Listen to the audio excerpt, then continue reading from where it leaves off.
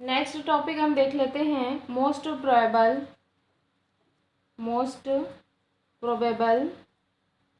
Distribution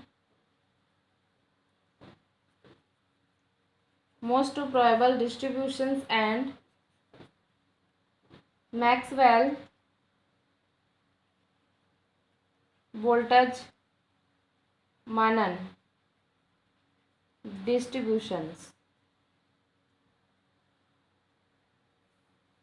law of energy.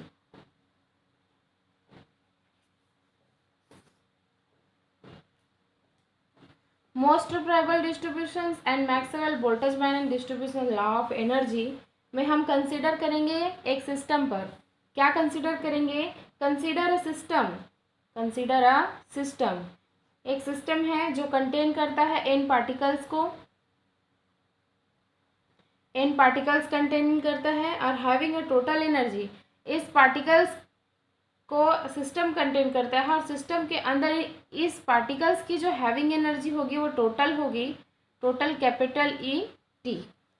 All particles are in different energy level. और particles, ये तो रहा ई टी इसका टोटल एनर्जी। सिस्टम के अंदर जो एन पार्टिकल्स हैं उसकी टोटल एनर्जी को हम किससे रिप्रेजेंट करेंगे? ई सबस्क्रिप्ट टी। लेकिन एन पार्टिकल्स जो है अलग अलग एनर्जी लेवल्स में सिस्टम के अंदर है, वो जो टोटल एनर्जी है वो इस प्रकार से टोटल एनर्जी ई टी हुआ। और हर एक लेवल का जो एनर्जी लेवल है इन पार्टिकल्स का, the allow energy level are fixed are quantum mechanical principle. और जो हर एक पार्टिकल्स का जो एनर्जी लेवल है, all particles are in different energy levels है, वो फिक्स्ड रहता है क्वांटम मैकेनिकल प्रिंसिपल के अकॉर्डिंग। तो थर्मोडायनेमिकली प्रोबेबिलिटी के अकॉर्डिंग हम डिस्ट्रीब्यूशन लॉ को कंसीडर कर लेते हैं। यहाँ पर हम देखेंगे the thermodynamics probability P of this distribution is given by of these distributions is given by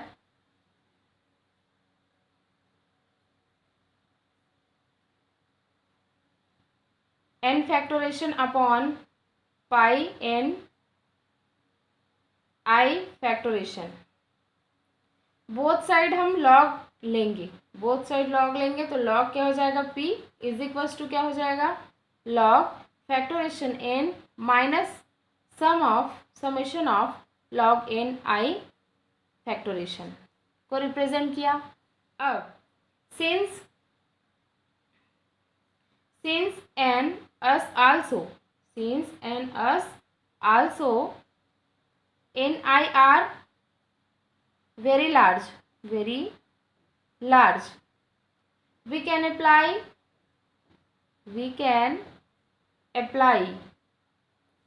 स्ट्रिलिंग theorem. इस टॉपिक से पहले स्ट्रिलिंग थ्योरम आइडेंटिफाई किया गया है। स्ट्रिलिंग थ्योरम के अकॉर्डिंग हम उसकी वेरी लार्जली वैल्यू को अप्लाई करेंगे किस पर? स्ट्रिलिंग थ्योरम पर। स्ट्रिलिंग थ्योरम के अकॉर्डिंग क्या होगा? Log x factorization is equals to x log x minus x. therefore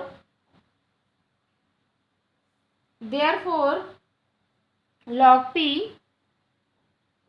is equals to log n factorization. Stirling theorem में हम पुट अप करेंगे minus sum of log n फैक्टोरेशंस।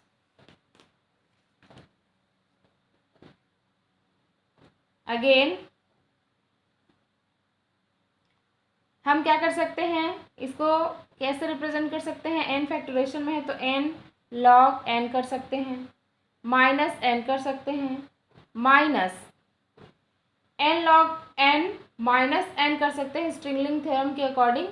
क्योंकि हर एक स्टेप्स में अलाउ होगा। Minus, this is a minus, and sum of की value को, sum log of की वैल्यू को हम कैसे रिप्रेजेंट कर सकते हैं, यहाँ से देखेंगे n1 log n1 minus n1 plus n2 log n2 minus n2 and so on. Sum of total को हम इस प्रकार से n के फैक्टोरेशन को रिप्रेजेंट कर सकते हैं, लेकिन जब उसको हम डिस्क्राइब करेंगे तो इस तरीके से उसकी वैल्यू होगी एंड सो ऑन तक। R log p is equals to n log n minus sum of ni log i log ni minus n plus sum of n i is equals to n log n minus sum of ni log ni. n log n, this is the value of n log n and minus sum of ni log ni. ni that means value कहाँ तक जाएगी, इन सो on तक जाएगी, इसका factorisation कहाँ तक जाएगा, इन so on infinity तक जाएगा। Since this is the equation number 1 and since sum of ni is equals to n, sum of ni is equals to क्या होगा n, तभी हम उसकी वैल्यू को क्या किए हैं, sum of ni log ni रखे हैं। वैल्यू यहाँ पर जो since sum of ni, since sum of ni is equals to n होता है, this is the equation number 1 and हम कैसे रिप्रेजेंट किए हैं, n log n minus sum of ni log ni, ni that means n। we can find out the, हम इससे क्या निकाल सकते हैं, इक्वेशन नंबर 1 से क्या निकाल सकते हैं, मोस्ट प्रोबेबल डिस्ट्रीब्यूशंस निकाल सकते हैं। when the system attain equilibrium, the probability will maximum when the distribution corresponding to equilibrium is attained। In other words में हम इसको कैसे एक्सप्लेन कर सकते हैं, at equilibrium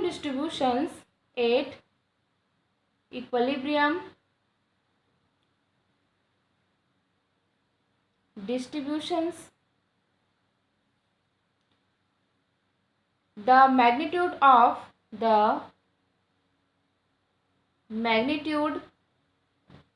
of p and therefore of log p will be find out maximum। hence at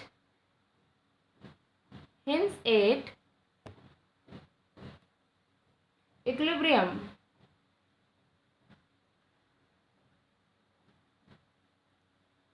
d log p is equals to 0। at equilibrium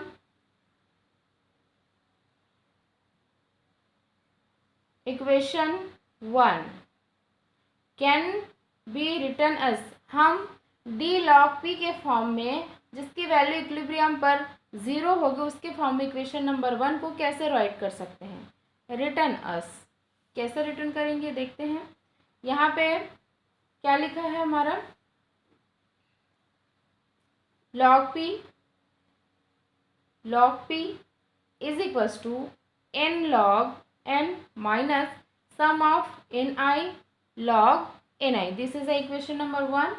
अब इसको d log p के फॉर्म में हम कैसे रिप्रेजेंट करेंगे, हम इक्विलिब्रियम पोजीशंस पे d log p is equals to d n log n minus d in bracket sum of n i log ni log n I is equals to total value is equilibrium positions is 0.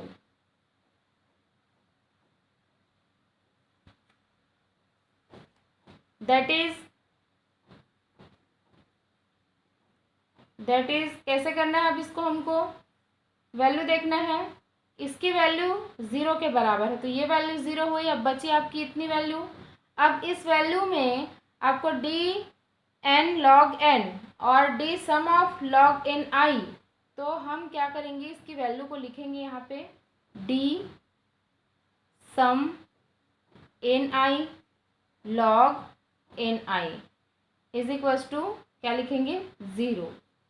और कैसे इसको explain कर सकते हैं D के form में, this value is negligible and this value is 0। और जब ये जो वाली वैल्यू 0 होगी तो ये भी वैल्यू 0 होगी, और ये जो सम ऑफ वैल्यू है उसको हम फिर से एक्सप्लेन करते हैं और सिंप्लीफाई करते हैं। तो सम ऑफ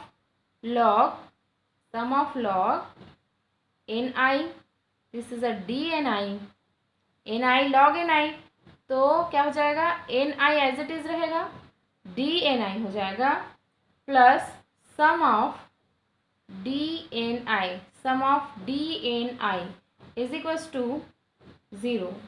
सिंस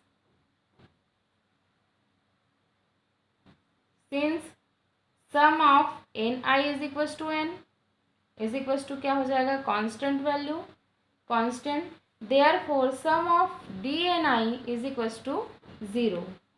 एंड चूंकि क्या होगा, summation log n i d n i is equals to 0। This is the equation number 2। For the given system the total energy, for the given system total energy capital E T and the total number of particles, then total number of particles is n, remaining constant, that is a remaining constant क्या निकलेगा यहाँ पे, n is equals to sum of n I, r हम कैसे इसको represent कर सकते हैं, d n कर सकते हैं, is equals to sum of d n I is equals to value is 0. This is the equation number 3rd, and again total energy ET is equals to, this is the n particles, number of particles, and this is the total energy ET is equals to sum of Ni epsilon I r, d ET is equals to sum of epsilon I d n I. This is the equation number 4.